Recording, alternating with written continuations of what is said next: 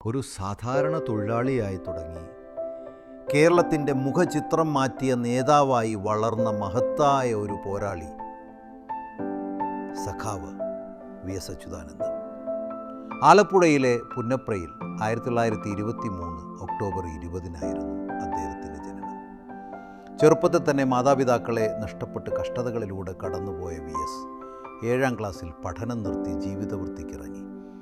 ഒരു തയ്യൽക്കടയിലും പിന്നീട് കയർ ഫാക്ടറിയിലും ജോലി ചെയ്തത് തൊഴിലാളികളുടെ ദുരിതങ്ങളെ അടുത്തറിയാൻ അദ്ദേഹത്തെ സഹായിച്ചു.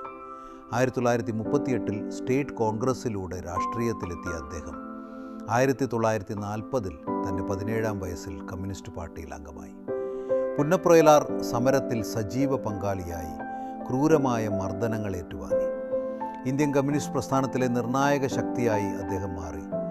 1964 CPIM-ൻ്റെ സ്ഥാപക നേതാക്കളിൽ ഒരാളായിരുന്നു വി.എസ്. 1980 മുതൽ 1992 വരെ CPIM സംസ്ഥാന സെക്രട്ടറിയായി പ്രവർത്തിച്ച അദ്ദേഹം പിന്നീട് 3 തവണ കേരള നിയമസഭയിലെ പ്രതിപക്ഷ നേതാവായി.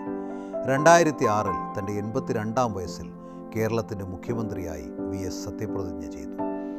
കേരളം കണ്ട ഏറ്റവും പ്രായം കൂടിയ മുഖ്യമന്ത്രിയായിരുന്നു അദ്ദേഹം. കയ്യേറ്റക്കാർക്കെതിരെ മുണ്ടൂർ മലകളിൽ നടത്തിയ ധീരമായ നടപടികളും IT മേഖലയിലെ വികസന മുന്നേറ്റങ്ങളും അദ്ദേഹത്തിൻ്റെ ഭരണകാലത്തെ ശ്രദ്ധേയമാക്കി. തൊഴിലാളി വർഗത്തിൻ്റെ അവകാശങ്ങൾക്കും സാമൂഹിക നീതിക്കും വേണ്ടി ജീവിതം ഒഴിഞ്ഞുവെച്ച നേതാവായിരുന്നു VS. Achuthanandan.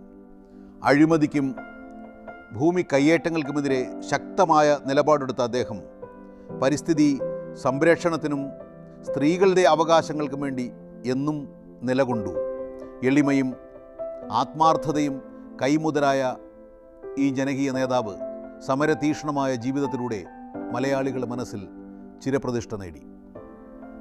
VS. Achuthanandan 2025 July 21 101ാം വയസ്സിൽ അദ്ദേഹം നമ്മെ വിട്ടുപിരിഞ്ഞു.